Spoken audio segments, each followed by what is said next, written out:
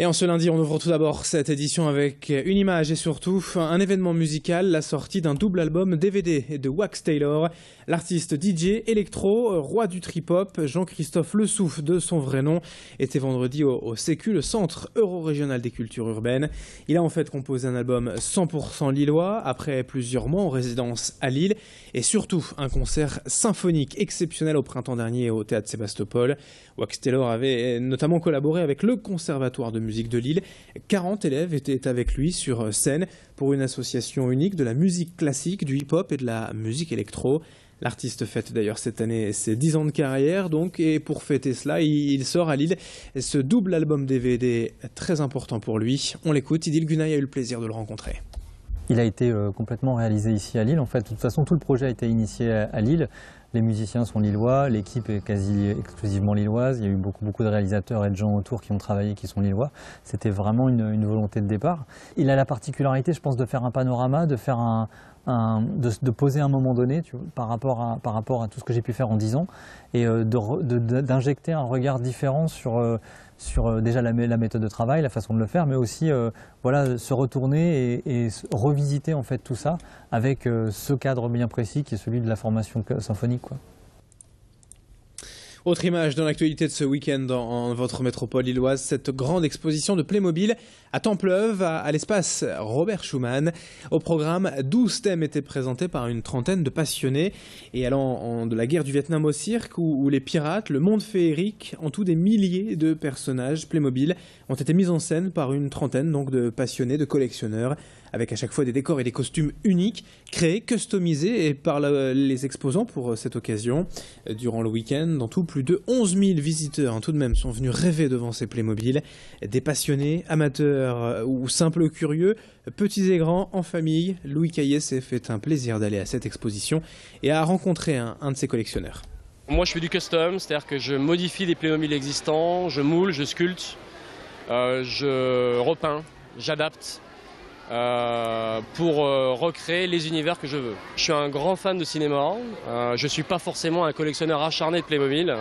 Le Playmobil, j'ai redécouvert ça il y a 3 ans tout à fait par hasard.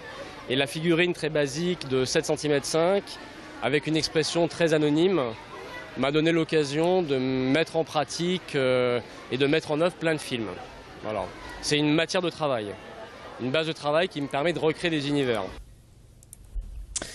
Allez, une info en bref dans l'actualité également. En ce lundi, la CGT a déposé un préavis de grève pour la journée de demain, mardi, mais de très faibles perturbations sont à prévoir néanmoins dans les transports. La SNCF prévoit en effet un trafic normal à 97% et rien n'est encore annoncé à Transpol. On vous tient informé et bien sûr sur Grand Lille TV. On enchaîne dans cette édition maintenant avec un reportage dans un café pour enfants à Lille-Fives. Ici les Potentiels, c'est un café associatif sans alcool, ouvert à tous, peu coûteux et qui souhaite favoriser les rencontres, les échanges entre mamans et enfants. Le projet a vu le jour en 2008 à l'initiative de 10 membres fondateurs qui, après avoir expérimenté leurs ateliers mobiles durant 2 ans, se sont installés ici rue de la Noix à Fives. Leur objectif, en plus d'être un café poussette, pourrait-on dire, c'est de favoriser l'épanouissement de l'enfant, de rompre l'isolement des familles. Les mamans viennent ici rencontrer d'autres parents, d'autres enfants pour un simple moment de détente autour d'un verre, mais surtout, chacun est libre de donner son avis sur les projets de l'association. Chacun est directement acteur des projets du café. Explication complémentaire au micro de Macha Grunessen. Pour vous donner une petite idée, j'étais bénévole avant d'avoir mon fils. Et à la naissance de mon fils, j'ai eu comme une coupure sociale. Je me suis retrouvée un petit peu toute seule chez moi avec mon mari qui travaillait, comme beaucoup de mamans après la naissance de leur enfant. Et pouvoir venir au café, revenir au café et pouvoir venir sans avoir un regard jugeant, ça m'a fait énormément de bien. Voilà. Et ça m'a permis de me valoriser un petit peu en tant que maman et aussi en tant que bénévole.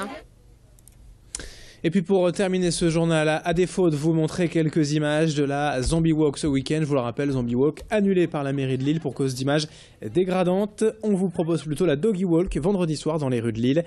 Alors à l'occasion d'Halloween, également, une vingtaine de chiens et leurs maîtres étaient réunis à l'appel de l'association La Madeleine Lille Métro Sport Canin. Le but, organiser une promenade à travers les rues de Lille sur le thème d'Halloween. Les chiens et leurs maîtres étaient donc déguisés Squelettes, diablotins et fantômes à quatre pattes étaient sortis, le tout dans une ambiance bon enfant, et c'est Idil Gunay qui s'est fait un plaisir de suivre cette doggy walk vendredi.